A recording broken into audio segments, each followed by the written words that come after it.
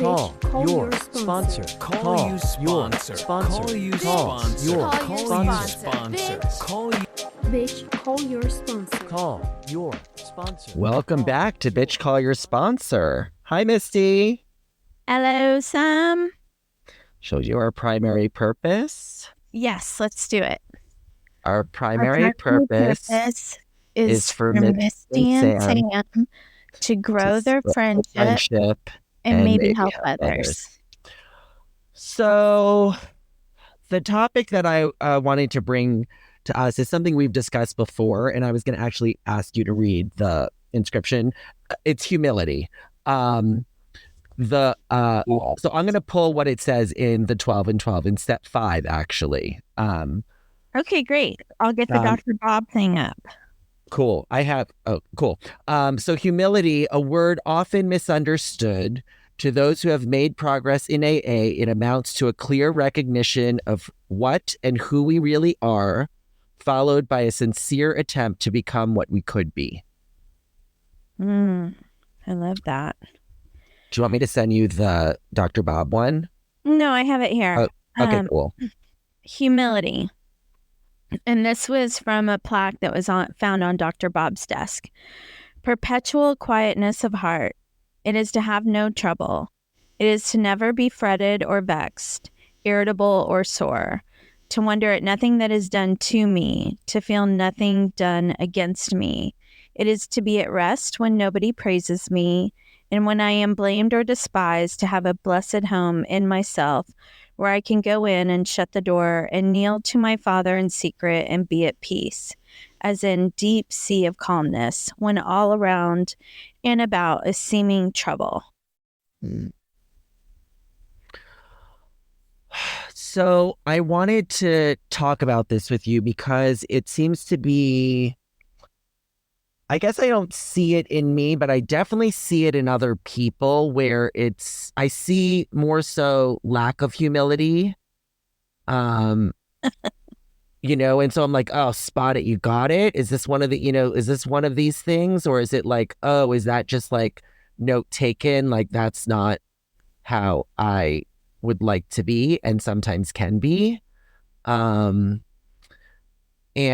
the way it surfaces is like in, the know-it-all in the meeting, where it's, it lands for me as like cocky and conceited versus helpful. It's like the energy is like coming from a very different place. Is this making sense to you? Yeah, a little bit. Will you read the definition of humility, the original one that you had again? Yeah. So it's in step 5 in the 12 and 12. Humility, a word often misunderstood. To those who have made progress in AA, it amounts to a clear recognition of what and who we really are, followed by a sincere attempt to become what we could be. Yeah, so I think that's the thing, is that humility used to look like the wallflower to me. And that if you had humility, you were just quiet and unassuming. And then if you didn't have it, you were cocky and boisterous. And what that definition says, basically, is it says, you know yourself. So instead of being either, you know yourself, and you know the time that you need to be quiet and let other people speak. And you know the time when you need to speak up and, pound your fist on the desk if needed, or whatever it is, Yeah. I mean, what's my experience? My experience is I do a 4th step inventory. So I get to see, actually, it invites me to look at was this resentment real or fancied, right? I get to look to see how I'm operating in the world through the lens of resentment, fears, and sex, and what I'm doing, right? And then in 5, it's like, oh, yeah, this is me, all of me. Because then when I get to 7, it's like I'm basically handing it all over to God, right? I hit a bottom in 6 again, where I'm like, oh, this isn't necessarily working. in the realm of food, sex, money, gossip, all that stuff. I have to hit a bottom. And then I give it all to God ultimately, because there's an essence of me still kind of running my show. And which is what 7 says, which is the humility step is, I could believe in a higher power, but not rely on a higher power. Yeah, I think you've nailed it. Is that 6 and 7 is where humility takes place. Mm-hmm. And for me, the moment that I can say, please let this work out in a way that's best for everyone involved, I've hit the humility jackpot. And that doesn't usually happen to me until I get to 6 and 7, Yep. So in 1, I'm like, I've identified the problem. And 2, God, please help me. And 3, like, okay, I'm willing to turn this over. And 4, we go through it. And 5, I look at my part. And at 6 and 7, I kind of go, oh. I see the equanimity of how much I've had to play in it and how much the other people, places, things have had to play into it. And I get a sense of like the 360-degree perspective instead of my 180, blinders on, it's all them kind of thing. Mm-hmm. And then that's where I do it. And I go, okay, well, I just, I surrender and let go of beating myself up, of holding their feet to the fire. And I just want to focus on a solution and let it work out in a way that's best for everyone involved in this matter. Yeah, I really love that prayer. And I think for me, that's for me, where it's the connection where I'm connecting to my higher self, to a higher power. And I'm not 100 running the show, I think is for me is how I can stay right sized. I think 7 does go into humility and then humiliation, and I think for me, the humiliation has happened when I hit another bottom in something. Yeah. Yeah. And the humiliation for me has happened when I can't see my part. And I double down on I love the double down. Yeah, it being their fault. Or, I go to great lengths to humiliate myself because I cannot see even a chink of in the armor that my ego has brought up. Yeah. So with my example, so like there's a lot of personalities. Give me some real example. I want some I need some 3D. So, okay, so there's a lot of personalities, and I see it a lot in the realm of sponsorship, where it's like a sponsorship family, and there's the sponsor hashtag, as guru. And so I sometimes see this from the outside because I'm not in one of those dynamics, and I see that they are the higher power in that dynamic, and that they are then, sharing what the other should do. It's like directing. They're directing.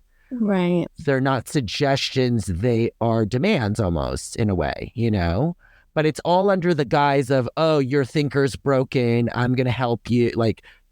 I'm here. I know better. I'm sober, X amount of years. It's that kind of energy where I actually am I guess it works. It's just not my experience, and I see it, and it really ruffles my feathers the wrong way, when I witness it, and I'm just is that do I want to be that? I don't think I you know what I mean? I try to turn it on myself, and it's is this the same defects in 4 that I hid so underneath things or is it that it's just oh, I'm making note of this? I does that make sense? Yeah, I've seen it. And they had it in Dallas where it was grand sponsor, then the sponsor, and they called it the family. And they would especially at holiday time, all the sponsees and sponsees of sponsees would all gather, and they do a gift thing, and the grand sponsor that's at the top of the tree for everyone gets placed in a chair. And yeah, there's a lot of room for I think ideation. And then also from the outside in, it can look like, wow, that looks really great. Like they're a big family. They're supporting each other. They have cousins, so to speak, of sponsees to like reach out to. And it looks cozy. And I do think if you keep it on a social aspect, there's some type of benefit to that, sure. But what inevitably happens that I've seen is like what you're saying, is that somebody gets put up on a pedestal. There's gossip, I mean, all the things that we're actually supposed to play out in life and learn from. And it keeps going back to equanimity. Like, I think there's a time and place for that kind of thing. And then there's a time and place for me to be okay on my own. Mm-hmm. Yeah, I just, it's so curious why it irks me so much. Maybe it's I don't know. I'm just seeing it so vibrant. And, I'm, in the attachment lens, I'm an avoidant, right? So I actually see that in my sponsorship style, where it's on the total opposite end. I don't share, and we've discussed this before, I don't share who I'm sponsoring. I mean, they could share who, a part of that for me is also the defense of big shotism, because I know my head would get blown up, and there are those people that come to you and say like, you did a great job with this one. And I'm thinking like, no, it's God, that's God. Right. Like I get upset when I'm like, no, that's not me. Like, that's like God, like I'm just here passing on. Like, I'm just like trying to stay sober myself, and I'm passing on the tools. And it's like, it's not me. Right. And right. I don't want to forget that. Like, it's not me. Right. Well, and the thing is, you do a really good job at that. And it doesn't mean other people are going to. Right. So they get to have their own experience, and it's going to be different from yours. And I personally was drawn to it from the beginning because, of course, I want to be the grand sponsor and be in the chair and have everybody kneeling down and handing me presents. And, of course, it sounds lovely to me. But what I've learned through experience is any pedestal somebody puts me on, I fall from grace quickly. And so now when I meet with a sponsee, it's like one of my favorite conversations of a new sponsee of going, hey, listen, if you put me on a pedestal, I will fall.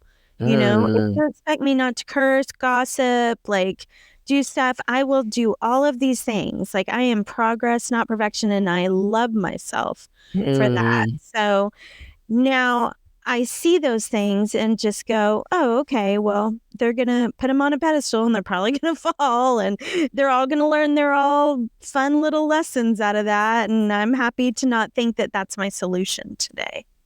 Yeah. Yeah, it's interesting. I should have forewarned you pre this. I've been having a lot of feelings. And good. Yeah, it's great. And it's like my brain wants to know why. And I'm just like, okay, I could just actually feel them. And it's just like sometimes can be waterworks some days. And I'm just like, I'm cleansing my soul. It's cleansing my soul. That's what's happening here. Yeah, the waterworks are so healing. And I just have to throw this in that I went to a meeting yesterday, and the woman speaking at the meeting said she'd lost like 8 family members in a very short amount of time. And she was dealing with grief. And she said, it's really hard for me to sit in front of all of you today and not have my mask of professionalism and not feeling on. And she's like, I don't have the energy for it. So you guys get to see me like imperfect and crying and, not keeping it together like I would prefer to have. And every person in that meeting was just like, oh, thank you. And she kept apologizing for it. And we were like, you could just see all around the room, like she was giving us so much nourishment by giving everyone in there permission to not have her mask on, not be together, not try and not have emotions. Yeah. Oh, it's new for me. It's really still new for me. Yeah, I shared in a meeting this week, and I was like a puddle on the floor, and there's no like share, like, I guess the progress for me is there's no sharer's remorse. This is actually, I think, the first time I'm mentioning this. It was earlier in the week since I shared, and you know what I mean? And it's like, whatever came out, and that's what and yeah. So sponsorship, humility, and then I guess like in the work front, like I've related this where it's like I can admit what I'm good at, and I can admit as to what I could use help in and or am not good at. And for me, that's like the living in reality and living in having humility in the sense of like, no, I know I'm really great at organization. It's not boisterous. It's not braggy. It's just like, no, I love check boxes. I love a Google grid. I love color coding. Like I could live there all day, and I'm not as great with like a presentation or, like an actual putting together a deck or, like I can, or drafting shit. Like I'm just not good at that type of stuff, like I'm better on the back end of those things, So for me, that's how I see humility playing out in the work on the career front, where it's like, I'm honest. I share, it's the knowing of myself, and then being honest about those things. And it's in the past, I guess I would have shared certain things, quote unquote things, so that I wouldn't have to do shit I didn't like to do. Versus me just being honest and being like, no, actually, this is I'm happy to try, and these are where my strengths actually lie. Right. Well, and I think that's what Dr. Bob's plaque is talking about, is the knowing of ourselves, right? So it's, I am focused on my strengths and I'm willing to admit my wrongs. And it's not, my strengths aren't dependent upon other people recognizing them. Ooh, I love that. Which is a miracle. That is a miracle. They are my strengths. I know them. I have experience with them. I practice them. Here they are. Your reaction to them is none of my business. Call your sponsor. Call you sponsor. Call you Call sponsor. your Call you sponsor. sponsor. Call you.